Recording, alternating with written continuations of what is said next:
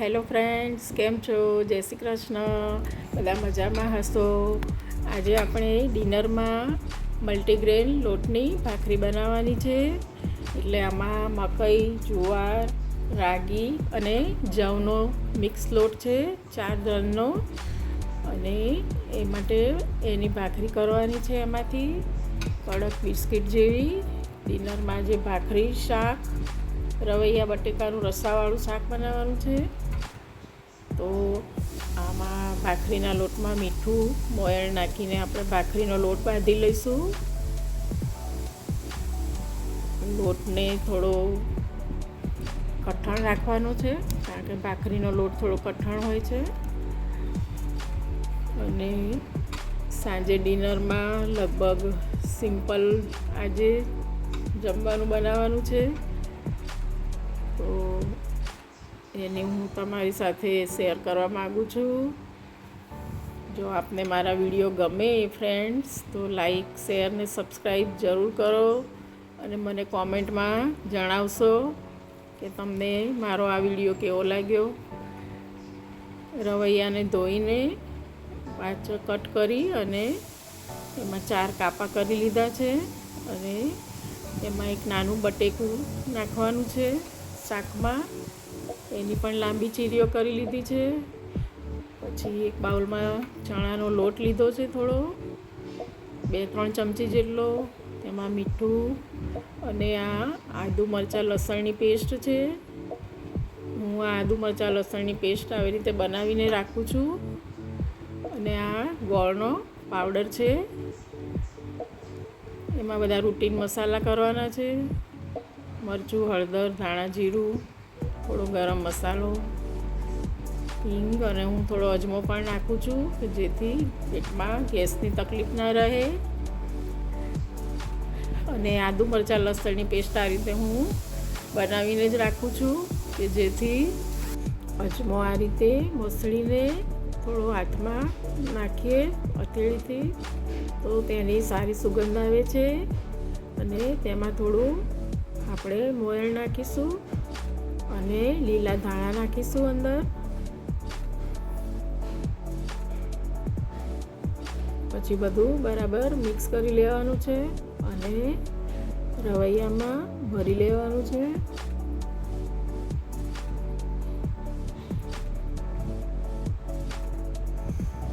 આ રીતે રવૈયાના બંને બાજુ કાપા કરેલા છે. એમાં અંગૂઠાની મદદથી આ રીતે પ્રેસ કરીને આપણે બધા રવૈયા આ રીતે ભરી લઈશું.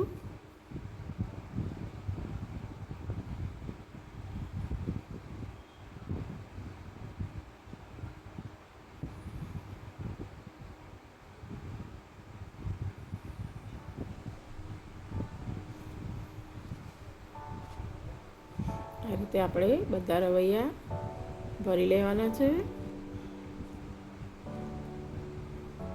હવે કુકરમાં આપણે તેલ રાખીશું અંદર. આ શાક હું કુકરમાં બનાવવાની છું, સીટી બોલાવીને. એમને એમ કઢાઈમાં પણ આપણે બનાવી શકીએ છીએ, પણ હું કુકરમાં આજે બનાવું છું. એમાં જીરું, રાઈ અને હિંગ આપણે વઘારમાં મૂકીશું.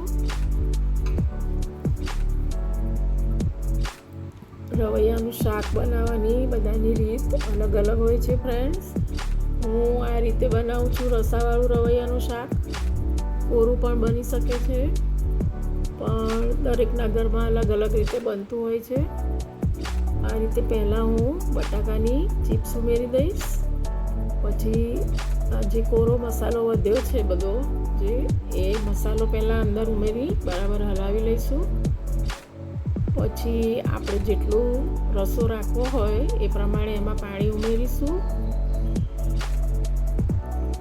સાંજે ભાખરી સાથે થોડું રસાવાળું શાક હોય તો સારું રહે છે, એટલે આજે હું રસાવાળું શાક બનાવવાની છું. અને એમાં પાણીના ભાગનો થોડો મસાલો પણ ઉમેરવો પડશે, એટલે મીઠું થોડું ઉમેર્યું છે, થોડું ધાણા જીરું અને કાશ્મીરી મરચું ઉમેરી દઈશું. અને તેને બરાબર હલાવી લઈશું.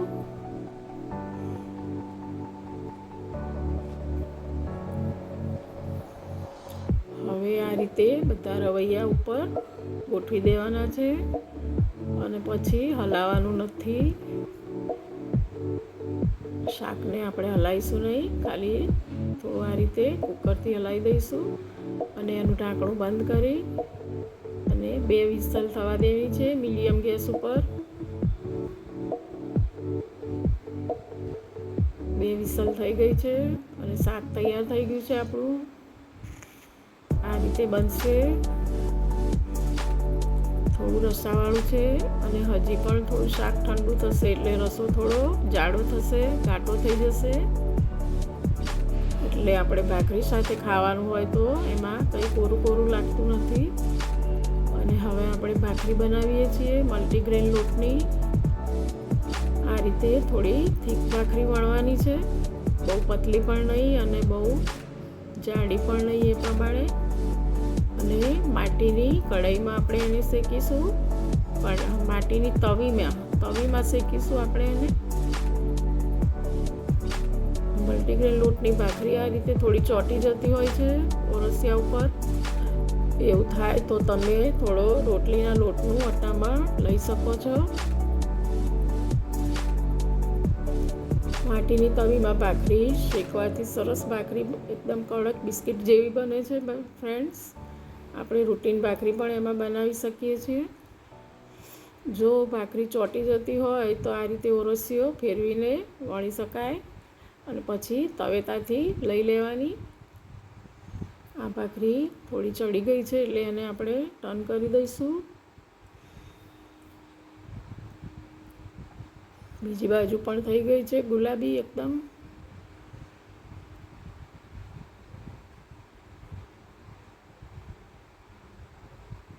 હવે તેને આ રીતે થોડી પ્રેસ કરીને દબાવીને શેકી લઈશું.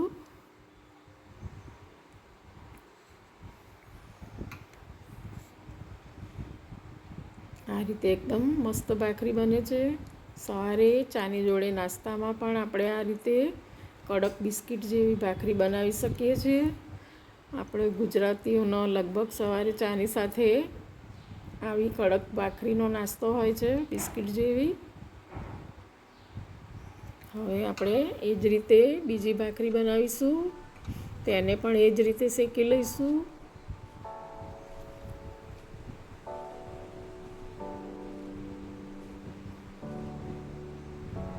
આ રીતે ભાખરી ઉપર ઘી લગાવી લેવાનું છે.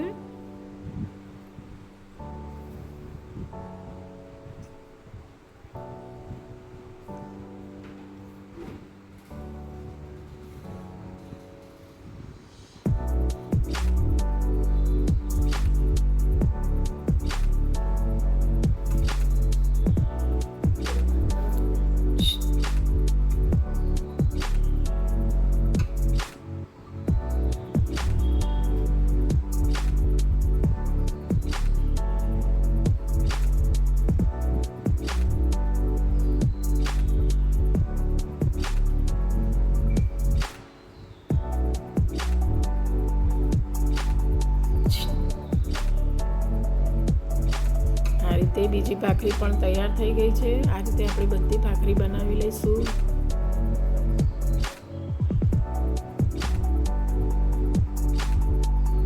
એને પણ ઘીથી જ બરાબર ચોપડી લઈશું.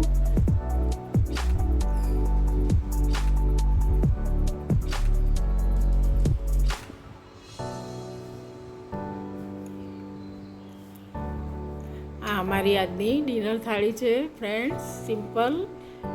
જય શ્રી કૃષ્ણ. આગળ મળીશું બીજા વિડીયોમાં.